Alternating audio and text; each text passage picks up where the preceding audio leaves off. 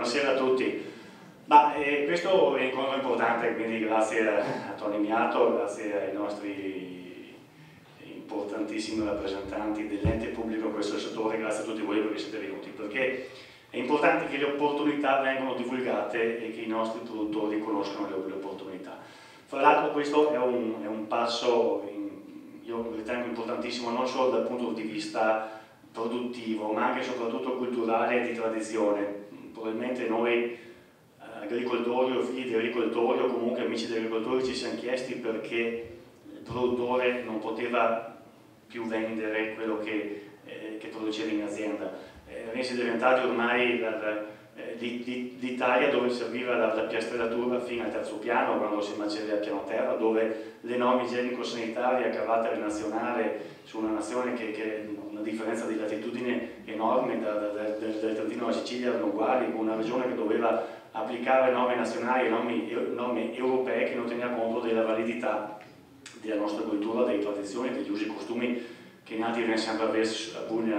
nella nostra campagna. E allora era difficile per chiunque e anche per noi capire perché il produttore non potesse vendere la soppressa, vendere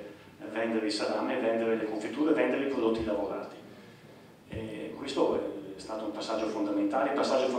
che si è reso possibile perché la politica ha capito che c'era questa necessità, ma anche perché i dipendenti pubblici che in altri settori sono visti come, e forse ha ragione anche, i nemici di noi, della popolazione,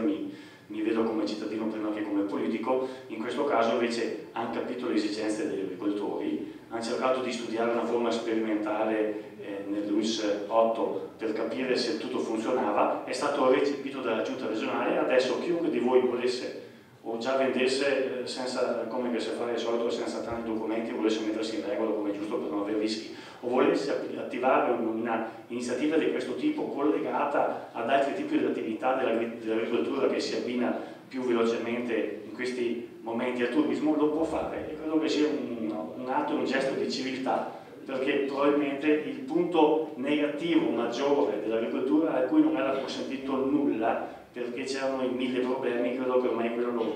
sia stato tranquillamente passato. Adesso stiamo arrivando verso questa normativa che capisce la logica delle cose, perché così è sempre stato, perché è vero che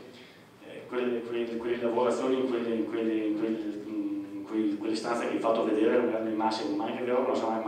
non si è mai malato nessuno alla fine. È vero che però bisogna garantire il consumatore nei confronti di chi magari non avesse attenzione particolare a quelle che le normali norme igienico-sanitarie. Allora questo è un fondamentale passo avanti che, come è stato detto dal presidente delle associazioni anche, dovuto alla sinergia e all'attenzione di tante persone, da voi che producete, che avete prodotto queste cose, a chi deve applicare le regole e chi deve fare le regole. Quindi complimenti a tutti. Io voglio fare complimenti all'amministrazione comunale di Vittorio Veneto, a Tony Miato, perché informare è indispensabile, perché credo che non tutti fossero ancora a conoscenza di questa possibilità e questa serata nasce da questa volontà. Il tutto nasce con un po' di anticipo nella zona di Valdobbiadene, dove si è, giustamente come avete visto, costituita un'associazione, quindi è un'associazione che divulga questa possibilità, ma anche che crea marketing, che crea possibilità di far conoscere ai consumatori questa opportunità. Per tanto tempo abbiamo parlato di abbinamento agricoltura-turismo, agricoltura-prodotti tipici, e staccare il turismo dalle produzioni tipiche agricole è una cosa che è impossibile. Il turista vuole venire a visitare anche le nostre sagre, vuole consumare i prodotti tipici, vuole acquistarli a contadino, perché non me ne vogliono i grandi produttori, però il profumo di una soppressa prodotta da voi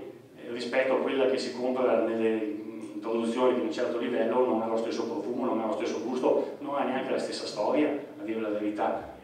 Questo tipo di produzione ha una storia alle spalle che è fatta di centinaia di anni di cultura, di specializzazione tramandate, che è fatta anche del problema che bisogna avvicinare le nuove generazioni di giovani, e quindi non la fascia solo di 50 anni come siamo qui tanti presenti questa sera, i figli e i nipoti, avvicinarli alla possibilità di dare a loro una possibilità di reddito rimanendo nelle nostre piccole aziende. Chi l'azienda più grande ha avuto la fortuna di dedicarle anche ad altro, ai vini DOC, di OGC e quant'altro. Quindi questo è un importante passo avanti. Fra l'altro vi do un'anticipazione